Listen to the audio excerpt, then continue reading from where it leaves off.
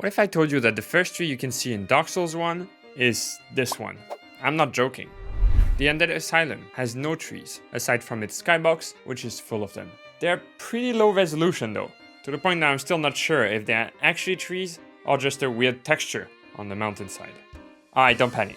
Let's look at some other weird trees in Dark Souls 1. And trust me, there is quite a lot to look at, and we'll need to dive into lore studying, glitch hunting, and even reading some scientific papers to comprehend everything that we are seeing. But first, let's take a look at this tree in Firelink Shrine. No, really, I want you to look at it. It was obviously put there to give a specific feel to this area, and it does a pretty good job at that. The leaves block out the light, and FromSoft added some nice sun rays shining through to give the whole thing a nice cozy vibe. The branches come pretty close to the playable area, and yet they're just out of reach. What really intrigues me is how this tree seems to be growing out of the cliff's side. Actually, if we make our way over to the cemetery, a bit further down the road, there is another similar tree. I tried looking for real-world pictures of a resembling phenomenon happening, but the results were quite dry. Trees seem to sometimes rest at the top of cliffs, or on some jagged edge, but I haven't found a picture of a tree coming out of a hole like we have here. This makes me wonder what the thought process was when designing this tree. Was it just the easiest way they found to explain it growing like this and blocking out the light? Or was it intentional and perhaps alluding to the fact that there are some massive magical trees in this world? But I'm getting ahead of myself. Aside from the two giant trees, Firelink Shrine has a few dead trees that look a bit sad. And if you actually look in the distance, you can spot another giant tree that looks to be in pretty poor shape. Keep it in mind for now, as we'll take a closer look at it later. In the Undeadburg, vegetation is pretty scarce. But there are some distant trees we can spot in a few places. Just a bunch of 2D one-sided pine trees, nothing too special. What's curious is that when we stand atop the Taurus Demon Tower, there are some trees all the way in the church area that are fully rendered. These have double-sided planes at a 90-degree angle to create the illusion of a complete tree. Once we actually come closer by progressing the area, we can check out some more trees here, on each side of the bridge leading to Andre.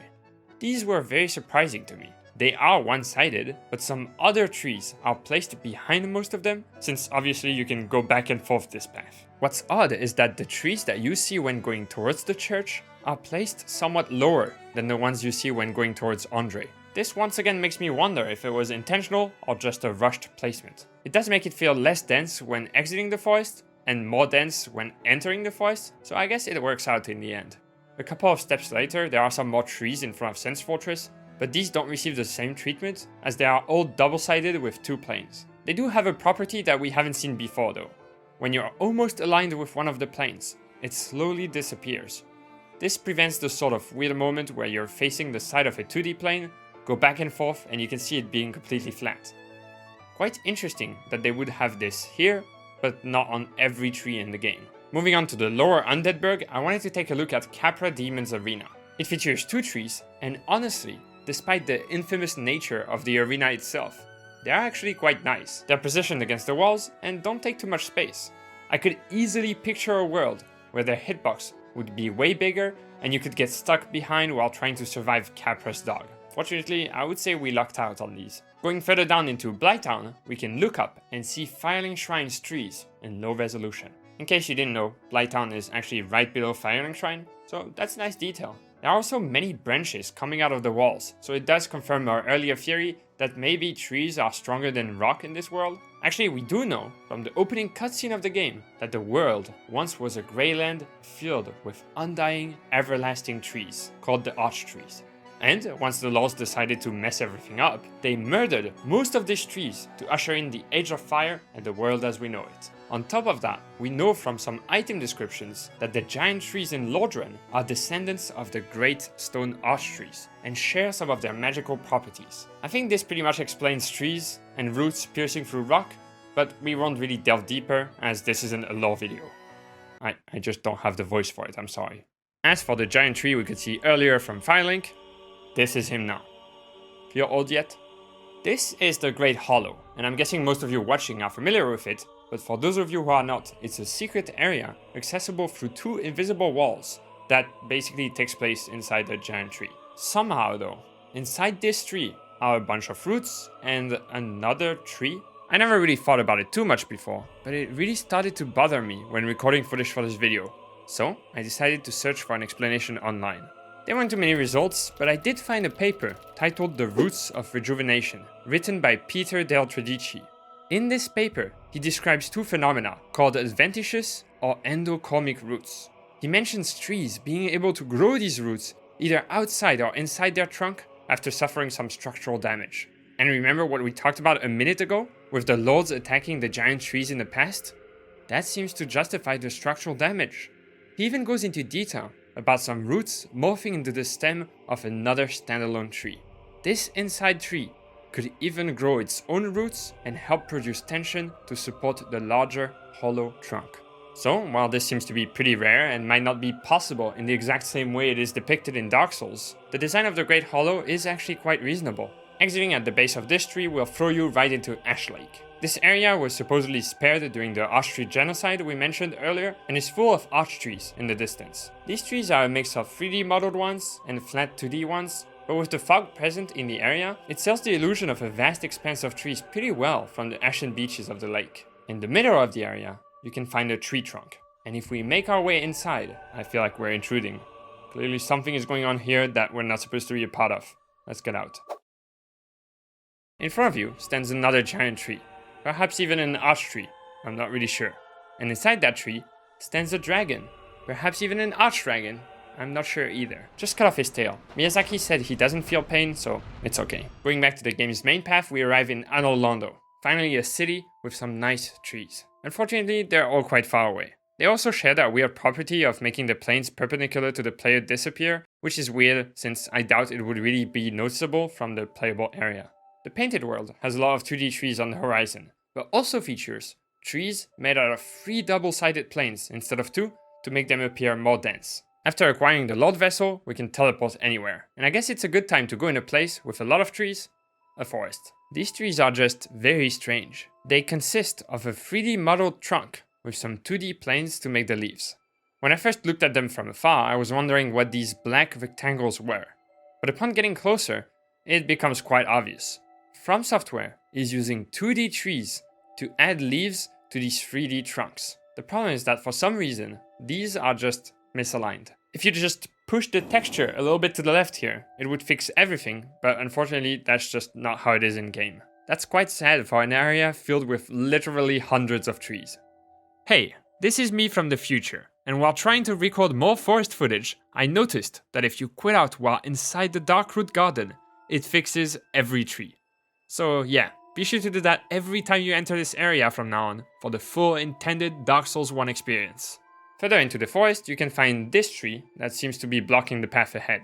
So you go about your business. You go kill the butterfly, you come back, and now this.